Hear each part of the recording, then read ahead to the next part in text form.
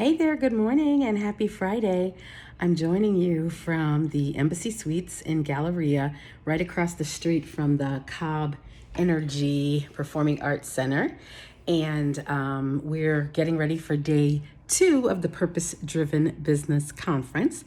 And yesterday was really insightful on many ways as a person who is transitioning into the online business space, coming from 15 plus years in higher education as an academic professional and a faculty member.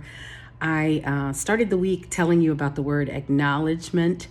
And today I really want to acknowledge the value of social support to my career.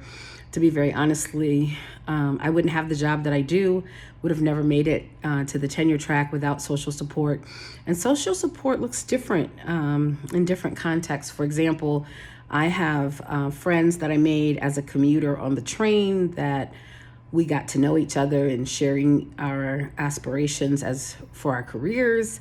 And they were the ones, one individual in particular, that really admonished me for sticking to sort of the silo disciplinary tunnel and to consider going into interdisciplinary studies. And, the rest is history. For those of you who know me outside of social media, I have spent the last 6 years as a social psychologist in an interdisciplinary department in the College of Arts and Sciences, and not in my home discipline. And so that shift required me to be really open to alternative ways of looking at how I could have social impact in my field. I also would say that social support includes a faith community for me. It includes recreational support. For many, many years, I've been slacking lately. I was in a Zumba class, a water aerobics class, and most recently a yoga studio. And the friends that I built in those spaces really were great supports to me at various times when I really needed the sounding board for someone who did not understand the drama of higher education.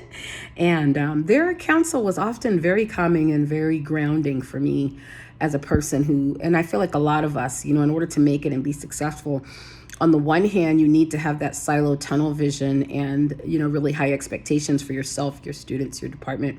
But on the other hand, we can forget the reality of the world and a lot of what we're doing. We're not brain surgeons. If we miss a deadline, the world is not going to come to a crashing halt.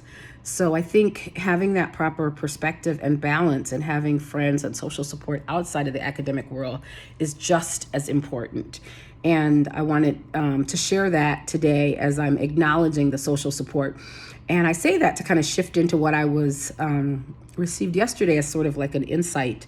One of my insights yesterday at this conference is that being able to surround yourself with like-minded people is so key to being able to achieve your dreams. Dr. Sonia, who is the founder and creator of this business, reminded me yesterday as she was talking about thought leaders. Thought leaders are disruptors.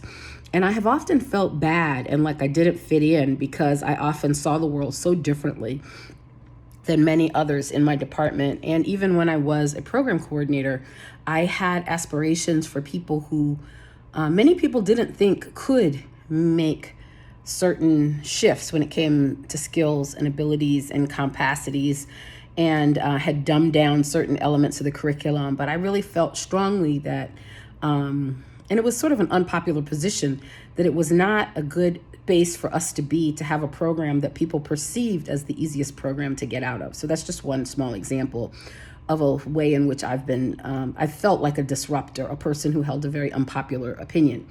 But being a thought follower means that you may proceed with your career faster and easier. So really what I'm hoping to do in my career coaching business is help you discern that.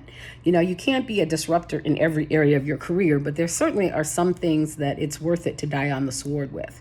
If I'm associated with something, there are certain values that people associate. We don't call it branding in academia, but I do think that people know that if I'm involved in something, there's certain things or certain standards I have for myself, which means that if I get involved, I'm not going to tolerate certain things.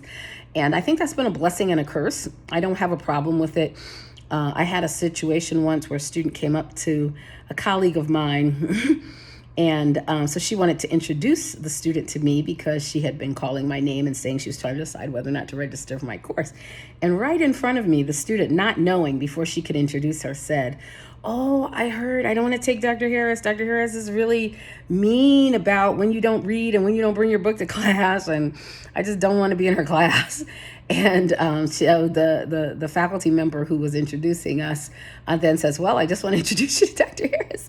And she says, "Oh, well, I stand by what I said. I don't think it's okay for you to be, treating students some kind of way about, whatever it is, the reading assignments or whatever." I said, I don't, know what you've heard, but I will say that, that there is a grain of truth in that. I do feel like it's important for me to hold students to a high standard when it comes to being prepared for class. Now, do I do that all the time? No, but obviously there had been someone who had spoken to her on a day that I had been kind of miffed enough about students not reading and being unprepared that I made that a central focal point of that class, and that was memorable to the student enough to share it with her colleagues. So I don't have a problem really with being known, because I know I'm not a mean person. So my value, most students would say, that, if you take a mile, I will go a mile, but if you don't want to go but an inch, I'm only going an inch. So I feel like I've always been fair. So I didn't take insult to that example. But what I recognize is that amongst the students that want to do well in class, the word is out that if you go to her class, you got to be ready. And a lot of my classes fill up. So there are a lot of students at our institution who really feel strongly about making sure that they're getting their money's worth. They're older students, they're working, and they're really there to learn. And I don't have a problem with having that reputation of being a person who expects their students to come to class prepared.